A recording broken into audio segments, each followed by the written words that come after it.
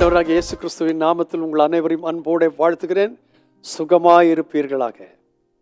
ஞாயிற்றுக்கிழமை காலை 6 மணிக்கும் 9 மணிக்கும் சபையில் ஆராதனைகள் உண்டு. தக்க சமயத்தில் புறப்பட்டு வேகமாய் ஓடி வாருங்கள்.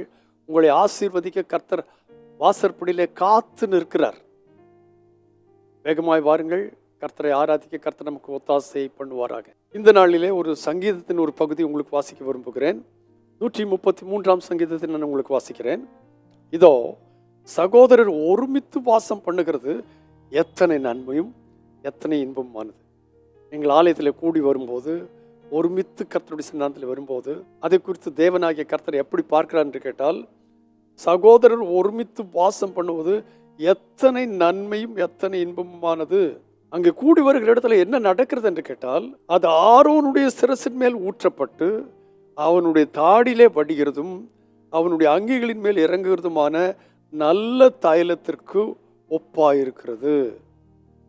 எர்மோன் மேலும் சியோன் பர்வதங்களின் மேலும் இறங்கும் பனிக்கு ஒப்பாயிருக்கிறது. When God's people come together, God sends His Spirit upon them. அவர்கள் மேல் தம்முடைய ஆவியை அனுப்புகிறார்.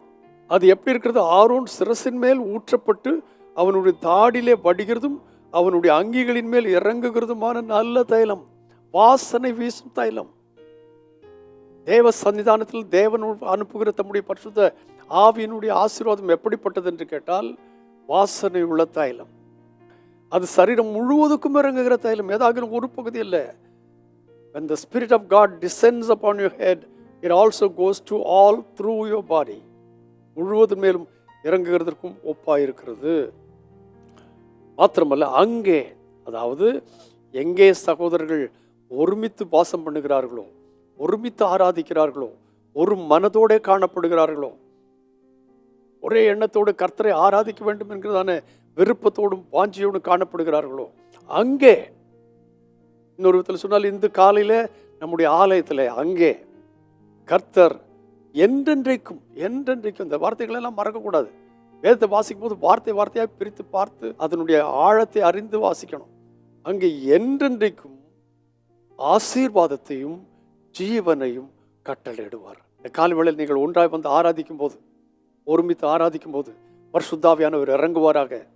தேவனுடைய கிருபை அங்கு விளங்குவதாக, தேவனுடைய மகிமை அங்கு விளங்குவதாக. நீங்கள் ஆசீர்வதிக்கப்படுவீர்களாக, பலப்படுவீர்களாக, சுகப்படுவீர்களாக, மேன்மைப்படுவீர்களாக, கிருபையில நிலைநிற்கத்தக்கதான சகல விதமான ஆசீர்வாதங்களை சுதந்திரித்துக் கொள்வீர்களா. ஏனென்று கேட்டால், அங்கே அங்கே என்றென்றைக்கும் கர்த்தர் ஆசீர்வாதத்தையும் ஜீவனையும் கட்டளையிடுவார்.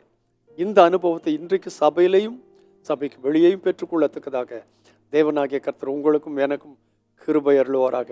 பரிசுத்த பிதாவே, இயேசு கிறிஸ்துவின் அதிகாரமுள்ள நாமத்தில் இந்த கால வேளையிலே உம்மை ஸ்தோத்திரிக்கிறோம், துதிக்கிறோம்.